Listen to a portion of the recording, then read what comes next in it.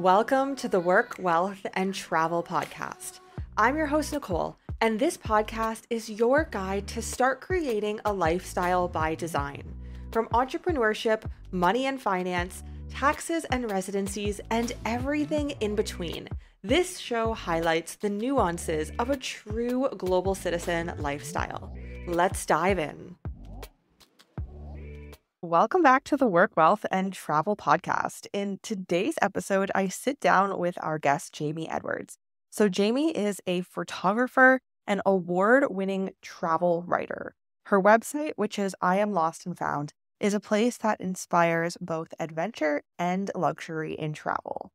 Many places excel at either one of these, but only a few excel at both, and she uses her blog and her content to really highlight this unique side of travel.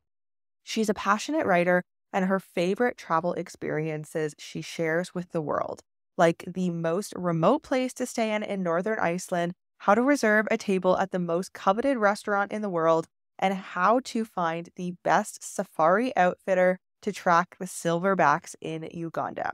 Her goal is to deliver inspiration through brands, destinations, and people that define the highest level of aesthetics, service, excursions, and culinary experiences. She currently lives in Washington, D.C. with her husband and kids. However, she has lived in Tokyo and New York City among traveling to countless destinations in the past. In this episode, we dive into what it looks like to really be a travel writer and blogger for more luxurious travel destinations and excursions, what her recent trip to Antarctica looked like, as well as raising her kids in different cultures, including in Tokyo in Japan. If you love travel and you are ready to get your travel on for 2024, this is the episode for you. So let's dive right into it. Jamie, welcome to the Work, Wealth, and Travel podcast. Before we dive into all things work, wealth, and travel, why don't you tell us a little bit more about your story, where you got started, and what that looks like for you today? I'm really excited to be here. I started my life and career in New York City in advertising and design. I went to school for communication design and spent 15 years in New York City, mostly doing art direction, creative direction. After our life in New York City ended, which was basically because my husband got a job in Tokyo, we wrapped up our two kids and all our belongings, and we flew out to Japan, and we spent 4 years there, which was a real gift because my husband and I both are huge travel lovers, and we really looked at that as an opportunity to get to know and explore Southeast Asia. And we did. We spent every time that we had a long weekend, we traveled, whether it was throughout Japan, Cambodia, Vietnam, Thailand, Bali. We took full advantage of living on the other side of the world. And along that time, I've just always been very interested in food and wine, photography, the intersection of all of those things. And when we finally moved back to the United States in 2010, one of my close friends from Tokyo suggested that I put together a blog. She said people are always asking you questions about travel, whether it's I'm going to Buenos Aires, where should I have dinner? Or I'd like to go to Finland in the winter. Do you have any suggestions of any lodges? So I thought to myself that that would be something really a great creative outlet for me. I spent years and years raising kids. I was no longer in advertising or design, learned all things WordPress, SEO, and opt-in monster, and put together a website called I Am Lost and Found. And the goal of I Am Lost and Found is very simply to inspire people to travel. Tell a firsthand story about the places I've been, hoping that it inspires people to travel there too. So I don't say, Nicole, when you go here, you should stay at this hotel. You should eat at this restaurant. I tell the story of where I've been. And if that sounds good to you, you can go ahead and book it. I love that. I like the how specific you are and not you should. I really like that differentiation. So tell me a little bit. Now, I have some questions surrounding the blog and the business behind the blog. So first, I would love to hear where you came up with that name. And then was it difficult to essentially start your own online business? Maybe you had some prior knowledge, maybe you didn't on websites, SEO. There's a lot that goes into this. And then a question I have to ask is, have you monetized the blog? I know that's a lot of questions, so feel free to No, just those are start all anywhere. the name I Am Lost and Found was just an attempt throwing a lot of words on paper, seeing what felt right. I I finally came up with Lost and Found. And I loved the feeling of that. And of course, I went to plug it in and it was taken, as most people who try to name their blog, their brand, have discovered that somebody already owns it. So I was a bit discouraged. And we happened to be on vacation with the kids over New Year in Turks and Caicos. And I'm scribbling in my notebook, complaining to my husband that Lost and Found is taken. And he said, "Why don't you call it I Am Lost and Found?" And I thought that was, don't tell him this, but I thought it was brilliant. But then putting together the website took months and months. I didn't have any experience with WordPress. I was self taught, made many mistakes, hired a tech support person that I found on Upwork, which I recommend Upwork. I use it for lots of projects, big and small. And he has now become my tech guru that when my that glitch happens, I text him, he fixes it. Because although I now have 80 plus blog posts on my site, things things do go bump in the night. And they're mostly things I don't know how to fix myself. As far as your question of monetization, I will say that it is a goal of mine to earn money doing something I love doing.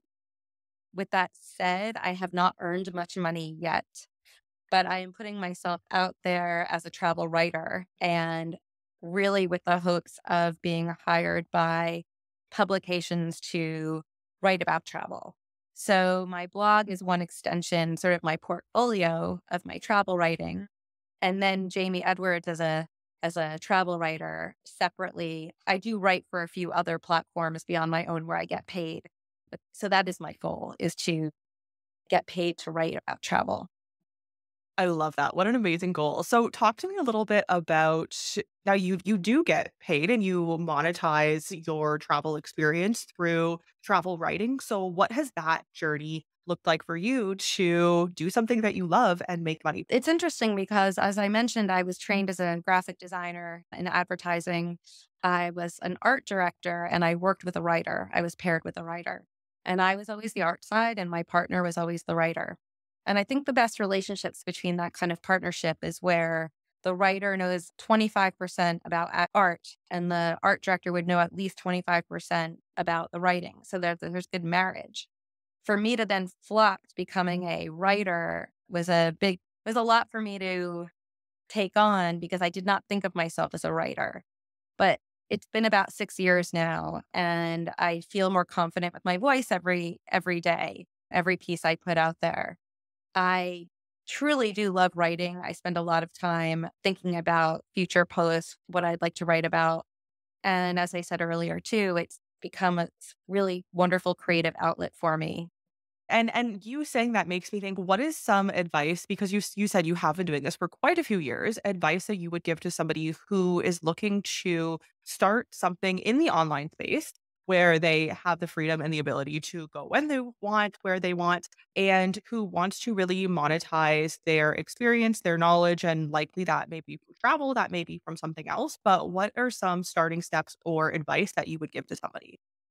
Well, my advice would be to get to know WordPress or whatever platform you use inside and out, to know your content before you just start building a site.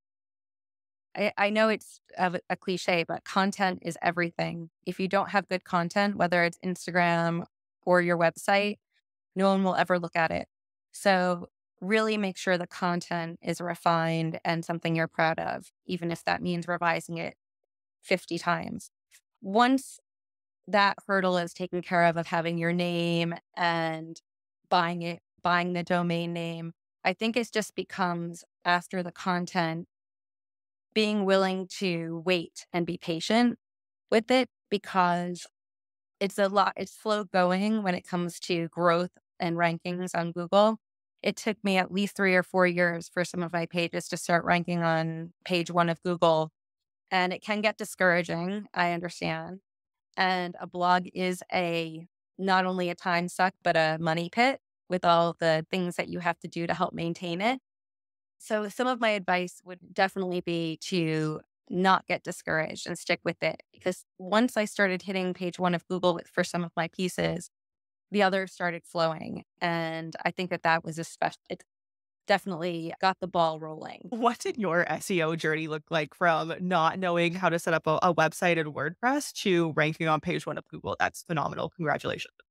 Yes, a lot of in-depth research, that is for sure. Making sure every single blog post. Well, I use Uber Suggest, and some people use SEMrush, which are two programs you can use where you can help find SEO terms and keywords that you can plug into your piece. I do think as a writer, though, I definitely want to be known as a travel writer rather than a travel blogger, and that there is a distinction between the two, which we can talk about. I have nothing against blogging. I am a blogger as well. But I like the pieces that are more literary when I write some pieces that are more literary and more storytelling rather than 24 hours in Merida or top 5 things to do in Iceland. And I have quite a few of those pieces on my website, but the ones I like to write the most are more thought provoking, talk more in depth about a place I've been, whether, for instance, it was tracking the silverback gorillas in Uganda, or I mean, just like talking with a polar explorer while we were in Finland. Things like that come to mind. The people I've met along the way. So I think that it's also somewhat important to define your niche. Going back to your original question, my original niche was luxury travel. And it's not news. A lot of people will already know this, that the more narrow your niche is, the better it's going to be to help you rank and find your audience. If your niche is travel, well, it's just too big. But if your niche is family travel at US parks, then you're going to define your audience. So I kind of morphed from luxury travel to luxury and adventure travel. And then I changed it to, which kind of goes against what I just said, to inspiring travel. And I do that because I feel that luxury is a term that is overused, means something different to everyone. What my definition of luxury is certainly different than yours, Nicole, and my dad's. So inspiring travel is really what I want to do. And I do it more from a high end luxury and adventure viewpoint. Interesting. Thank you for sharing that. So, okay, so let's talk. I want to touch on some other topics with you, but to kind of finish this topic out, what do you think are some next trends in the travel industry, travel space? Yeah, that's a great question. And that's something that I always am searching around for. I think that there are quite a few interesting travel trends emerging. One that I've noticed is experience tourism, which are things that cannot be replicated, things that are sort of for you only, more bespoke. Whether that is going to the Atlas Mountains of Morocco and having a Berber guy take you into a pedestrian only village and go into someone's home for a tea ceremony. This combination of doing things that you can come home and no one else has done already. A lot of people can go off to the Four Seasons in Punta Mita, and that's a beautiful family holiday. I'm not knocking it. But if you're more interested in doing something that's not been done, there are so many things experientially you can do now. And there's a lot of places that are filling that gap of doing this super high-end hospitality combined with high-end adventure and luxury. So another one I think is an important travel trend right now emerging is art tourism. And I don't mean going to the Louvre or the Musée d'Orsay. I mean people who are traveling for specific types of textiles, fabrics, pottery, ceramics. I happen to collect ceramics, and I know that whenever I travel, I seek that out. So much, much more narrow than museums and galleries, talking about the graffiti in La Boca, for instance, like people who travel to see really unique art, or Banksy for that matter. And then you find there are all these hotels that are now leaning into art where it used to be hotel art was like a real negative comment. But now a lot of hotels, like for instance, the Pendry in Baltimore, is really leaning into the culture of Baltimore with the art that they have on the walls and the sculptures. So I think art tourism is another one. I would say rail tourism is big. People taking slow travel very seriously and their carbon footprint. So there's the Belmond at the highest end, the Belmond Orient Express between Paris and European cities, and then the Glacier Express in Switzerland. Those are really interesting. Thanks for sharing that. And I have something to say on almost every point, but what really stood out to me was the art tourism. I think that's so interesting. And it reminds me when I went we were in Bogota, I had no idea that it was so well known for its street graffiti and that its graffiti was really art. And I believe we were in Medellin, yes, in Comuna 13. It is graffiti, but it's all commissioned and they only allow a select few of the locals who are the graffiti artists to do the work. And I had no idea. It's not just anybody doing this graffiti. It's so interesting. Yeah, I think that that is something that is incredibly niche also. I happen to have I have a background in art, yet I still don't love going to museums when I go on vacation. I like to be outside. I like to wander more than I like to be confined to a museum. And my husband actually complains that he gets a backache every time he goes into a museum. So we have found that other types of art are really interesting along the way. And there's a New York Times article that came out recently that really struck me about a town in Romania that's known for their ceramics. Like I said, I collect ceramics. And the town is called Horezu, and it's about, wow, it's about 3 hours from Bucharest. So it's not easy to get to. But this town has been doing centuries of this particular ceramic style. And it just highlighted to me how this is an important trend. People want to collect things from their travels that have meaning. I know that that's very important to me. It's so interesting that you bring this up too, because I had a podcast guest a few months back on the show, and I had never thought about this as a concept or, of course, me thinking about it as a business. But she mentioned that she went to, I think she was in Bali and she was Canadian. And she was just went live on Instagram at one of the really beautiful markets where the local people are selling the local things that they make. And people started going, "Oh, I want that. Oh, can you bring me that?" And she was like, "Oh my gosh, I think I have something here." And so I thought that was so interesting. So I like that you kind of have your own variation of that.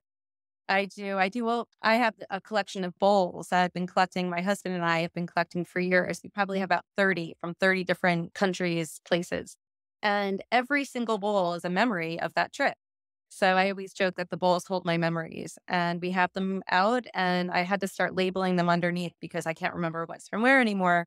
But it's always a good story behind finding, whether it's a piece of artwork, a scroll, a tapestry, whatever it is. It's just the memories are really attached to those pieces more so than, of course, the T-shirt or any other trinket. And I know not everybody cares about that, but that's definitely something that matters to me. I love that you have to start labeling them because you have so many. That's a good sign. You recently went to Antarctica. Talk to me a little bit about that trip. And we are actually in Argentina, and I believe you have to leave at the tip of Argentina. So I think that that's really cool because I'm here now. So tell me a little bit more about what that experience was like.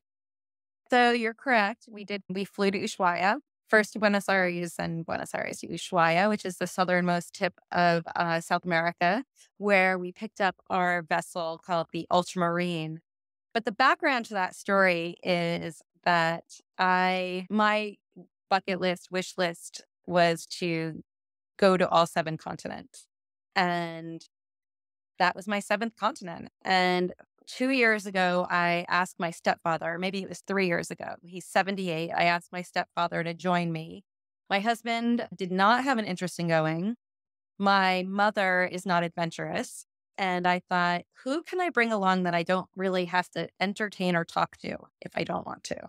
Just someone I'm so comfortable with that it would just be easy. And I thought of my stepfather. And even before I could get the words Antarctica out of my mouth, he said yes. And we booked it. But then COVID did push it by, I guess, a year or two. So we went this past January and it was worth waiting for. I will tell you that out of the 136 passengers on the boat, I'd say most of them, it was their seventh continent as well and their wish. But the excursion and the vessel were so like the highest levels of adventure, safety, wildlife, conservation, sustainability. They just ticked every single box. The boat itself was purpose built for Arctic travel and Antarctic travel, which meant that it had not been repurposed where the zodiacs that you get on the boats to go see the wildlife, you don't have to wait for them to be dropped down. They're all at sea level already. There were so many nice touches that they did to make it easy for travelers to visit the White Continent. And my stepfather and I sea kayaked 7 times. We had a humpback whale reach in front of us and then go underneath our kayaks, which was a highlight of my life. We saw Weddell seals, 3 different kinds of penguins. We weathered the Drake Passage with just under hurricane winds, which was 10 hours of lockdown in our cabins, which were the most exciting 10 hours of my life, I think. I'm only upset that it's over. I would go back in a heartbeat. That's so cool. And I can tell that you love the adventure when you're like the most exciting 10 hours of my life. Being in a hurricane in Antarctica. I love It that. So really, I have to say that I had thought about the Drake Passage and very naively, I kept focusing on one way, completely forgetting that you have to come back. And a lot of people have asked me because they do, even the expedition company I worked with, which was called Quark, they have opportunities where you can fly. You can fly rather than take the ship, or you fly to the ship to avoid the Drake Passage. And I wouldn't have avoided that for all the money in the world. I think it was part of the adventure. And when people ask me, would I do that again, even with those strong winds? I said I would. I felt very safe. And I do think that if you go to Antarctica and don't cross the Drake Passage, you're kind of selling yourself short, your adventure short. okay, so what exactly is the Drake Passage? I feel like a lot of people listening are going to be like, I need to Google this, but what is it and what makes it so thrilling? So the Drake Passage, when you get to Ushuaia and you pick up the ship, there is once you get out of the bay, there is this huge body of water where the Atlantic and the Pacific meet, and it's called the Drake Passage. That is the whole body of water until you get to the Antarctic Peninsula. What's scary about the Drake Passage is just that it's completely unpredictable. You don't know what the weather is going to be from day to day, pretty much. And it's a 2-day crossing. So once you get in, you're in and you're going through it. And so we have 2 days going through where you don't see land at all and anything can happen weather-wise, which is why Antarctica is not for everyone. If you don't have a sense of adventure in the way that if that would really scare you, then I think that it's right not to go. I think it caters to a very small group of people who find that thrilling. So the Drake Passage is that body of water. And then, of course, you get to the peninsula and then you're somewhat sheltered once you hit Antarctica. But then, of course, you have to go back.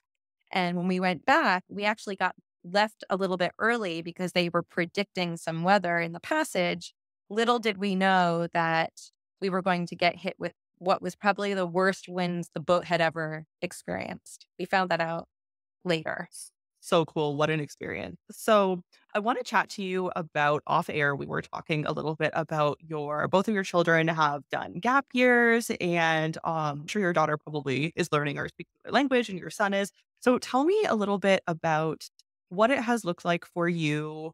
And you have raised your kids in Asia, I believe, and also in the US. And me being from Canada, I know that there was very minimal outside culture and influences in my educational experience. So, talk to me about raising global citizen children I'm sure in Japan it's very different and I'd be interested on that was like, but also in the US where it maybe can be a little bit more difficult to find different cultures. Oh, those are great questions. Well, We moved to Tokyo when my kids were 6 months and 2. So we put them in an immersion school in Tokyo so that they could, not so that they become fluent in Japanese, but more because they were going to be living there a long time, 3 years or 4 years. We wanted them to be able to have conversations with people who are not American. So that was really worthwhile from the point of view of them assimilating. I will say that when my husband first said, would you like to move to Tokyo? My first reaction was not, yeah, let's go. It was like, what the, definitely a little bit taken off guard. But once I wrapped my head around it, I thought it was such a great opportunity for our entire family to experience the United States from the outside in. And I think that very few people get that opportunity. So, from the point of view of my children, they went to school with kids who were half French, half Swedish, half English, half Australian, half Japanese, half Korean, fully Korean. They were exposed to kids from and people from all over the world in our community. They were exposed to foods from all over the world. When we travel to Vietnam or Thailand, they didn't have chicken nuggets. They ate Vietnamese food, they ate Japanese food. They didn't love everything, but they learned to appreciate a lot of different cultures, languages, and it was easy, of course, to raise a global child when you're living in Japan. But to your point, when we moved back, a little bit harder, although we live in Washington, D.C., which is very global. And the schools that our kids went to, the public school our children went to, had kids from 40 different countries. So there was a lot of influence. But to keep it up, we definitely always traveled all these years to unique locations or places that took them outside of their comfort zone. We spent a lot of time going to South America and Central America, Colombia, just Belize, multiple times to different parts of Mexico, Argentina, Uruguay. And I think this all just helped facilitate their love of other cultures and travel. So when it came time for my daughter to go to college, she opted to take a gap year. And we were very excited for her. And she spent time organic farming in South Africa. She worked in a medical clinic in the townships. She actually delivered 6 babies, which was, that's what happens when you're in and you have a pair of hands, you can deliver a baby. And now my son is considering a gap year in China. And I know that China is near and dear to you. Oh, it so is. Yeah. And I was telling you off of air, like, do it. There's so many things I recommend doing and seeing in China. That's amazing. I love that. And I love that you consciously thought about that in raising your kids and wanting to have that kind of third culture element to, or second culture element to their upbringing. So, to end off, is there anything you feel like we have not touched on here that you want to bring to light, maybe an actionable tip, anything that we haven't talked about yet? Well, I guess knowing that your podcast is about kind of finance and wealth and people maybe who are starting in this sphere that I'm now 6 years into, uh, I I'm not going to say this is advice, but I'll say it from my perspective. The the biggest thing takeaways I have is, like I said earlier, to be very patient that good things will come and to write and do what you love, which I know sounds like, of course, common sense, but it was one of the best tips I was given whenever I sit down to write what I know, write what I love, and the words come easier.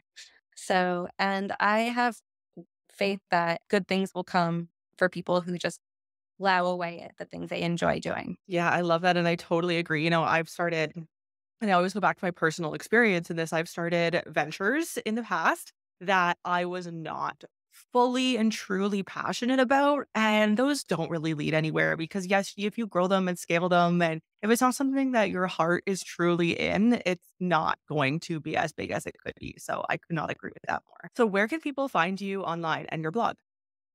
Oh, yes. Well, my website is called lostandfound.com. And that's where I have all of my firsthand experiences of of our travels. And on Instagram, I am lost and found underscore. So I am lost and found underscore and my website. And I hope it inspires travel. That's it. You've just listened to the Work, Wealth, and Travel podcast. If anything from this episode resonated with you, I would appreciate if you share this podcast on your socials. And of course, be sure to tag me. And don't forget to leave a review on your favorite podcast platform. Thank you for joining me on this global citizen journey, and I'll see you in the next episode.